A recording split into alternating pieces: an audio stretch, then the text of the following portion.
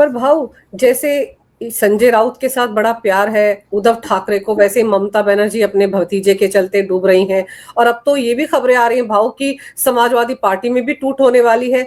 और कहा ही जा रहा है कि मॉनसून सत्र के दौरान हो सकता है यूसीसी का बिल लाया जाए, डिलिमिटेशन का बिल लाया जाए, महिला आरक्षण बिल जो गिर गए थे वो लाए जाए। उसके लिए कहीं ना कहीं 360 का आंकड़ा जुटाने में लगी हुई है केंद्र सरकार। इस तरह की खबरें भी आ रही हैं।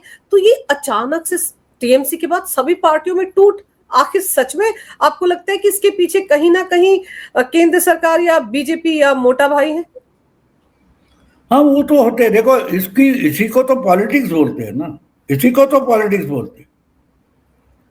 पॉलिटिक्स प्रेस कॉन्फ्रेंस से नहीं चलती, कैमरे के सामने बकैती करके पॉलिटिक्स नहीं चलती। पॉलिटिक्स जो होती है वो पर्दे के पीछे चलती है। आपको दिखाया कुछ जाता है और बनाया कुछ जाता है। ये आपको हम 1 घंटे का वो कौन बनेगा करोड़पति देखते हैं, तो एक्चुअली उसका शूटिंग तो 4-6 घंटे चलता है ना।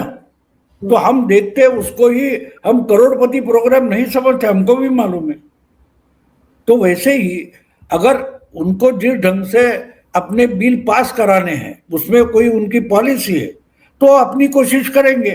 और कोशिश करते हुए आपको अगर मालूम है कि इनके पास अपना 2/3 मेजोरिटी नहीं है तो लाने के लिए ये तोड़ सकते हैं, घुमा सकते हैं, फ्लोर मैनेजमेंट कर सकते हैं, बहुत सारी चीजें कर सकते हैं।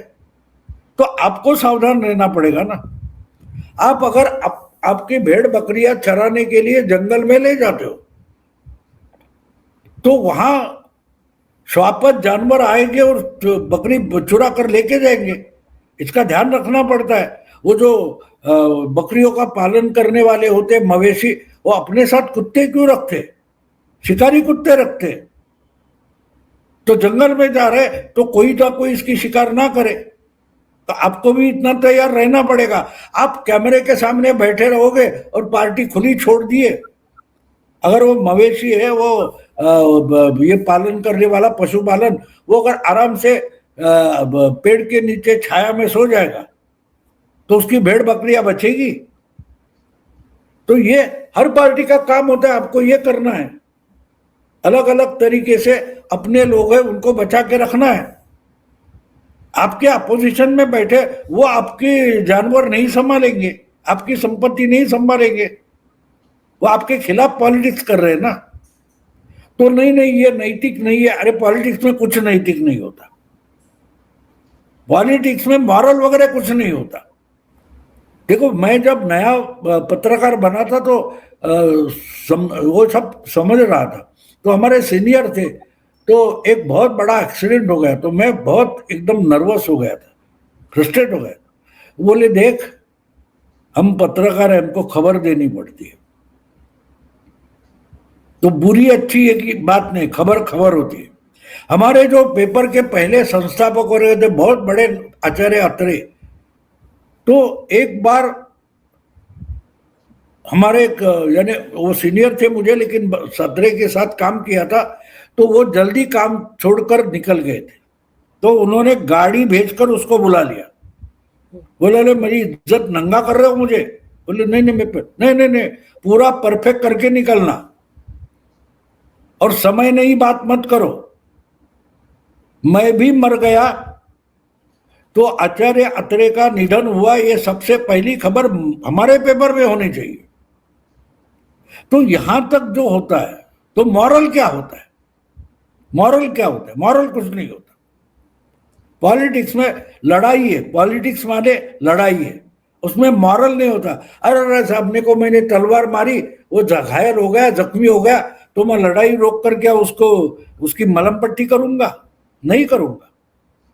तो ये बात समझना चाहिए। तो अगर मोदी शाह वगैरह को जो कुछ करना है उसमें, अगर पिछली बार 13 अप्रैल को, जो मुझे शायद लिखकर 13 अप्रैल की बात है, उनका जो बिल था वो फेल हो गया, तो उनको तो पास कराना है। उसके लिए वो कुछ भी करेंगे और कुछ भी करते हैं। तो आपको संभालना पड़ेगा, आपको संभालना पड़ेगा।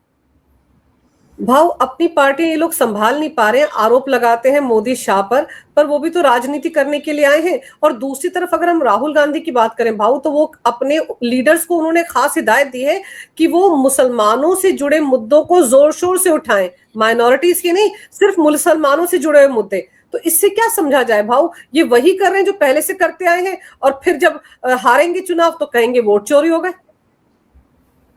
नहीं नहीं, राहुल गांधी सीरियस पॉलिटिशियन नहीं है, वो पिकनिक के लिए आते हैं। तो वो क्या बोले क्या करे इस पर देखो, हम पिकनिक को क्यों जाते हैं? आम जिंदगी हर दिन की हम जीते हैं, उसी ढंग से हम पिकनिक में नहीं करते ना। तुम गई हो, तुमने भी गाने गाए होगे, तुमने भी पिकनिक को गया हुआ, नाचा डांस वगैरह किया होगा, हर दिन करते हो घर में। तो जब आप एबनॉर्मल बर्ताव करने के लिए जब पिकनिक को जाते हो, उसको पिकनिक बोलते हैं। तो राहुल गांधी तो 24 आवर्स में 7 पिकनिक पर है। वो पार्लियामेंट के सीढ़ियों पर बैठेंगे, उधर पिकनिक करेंगे, पार्लियामेंट के अंदर पिकनिक करेंगे। कहीं सीरियसनेस नहीं है, कुछ भी सीरियस नहीं है। अब देखो, उनकी बॉडी लैंग्वेज देखो, उनका बर्ताव देखो, उनके बयान देखो, तो आपको पता चलता है ये मजाक कर रहा है, ये टाइम पास कर रहा है। तो उससे उनकी पार्टी का नुकसान हो रहा है। तो जो क्यों कर रहे हैं, ये सवाल नहीं होता। ये कैसे डुबा रहे बोलो। मुझे एक बात बोलो, पिछले 20 साल में या पिछले कम से कम 12 साल में राहुल गांधी ने एक चाल चली और उसका कांग्रेस को फायदा हुआ? अगर नहीं है तो आज उस पर चर्चा करना फिजूल है, उसका कोई मतलब ही नहीं बनता। अगर एक दिन राहुल गांधी ने कुछ सही बात की तो मुझे चक्कर आ जाएगा, क्योंकि ये लॉजिक में बैठने वाली बात नहीं है। मुझे कभी कभी अजब लगता है कि राहुल गांधी अपने हाथ से अपने मुंह में ही खाना डालते। ये भी अजीब बात है। जैसे हम बच्चे देखते कि पैर का अंगूठा भी मुंह में डाल देते, तो राहुल गांधी आज की उम्र में 56 में ऐसा करे तो मुझे बिल्कुल अजीब नहीं लगेगा, क्योंकि वो 56 साल का बच्चा है। जो कर रहा है उसका सीरियसनेस उसको पता ही नहीं है, पता ही नहीं है।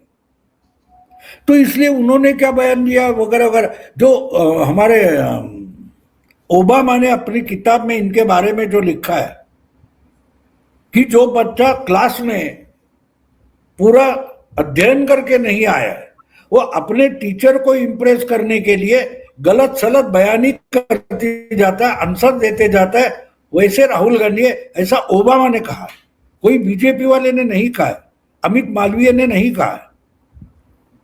तो इन पर कितना बोलना, क्यों बोलना, जरूरी नहीं लगता मुझे, सीरियसली लेने की जरूरत नहीं है।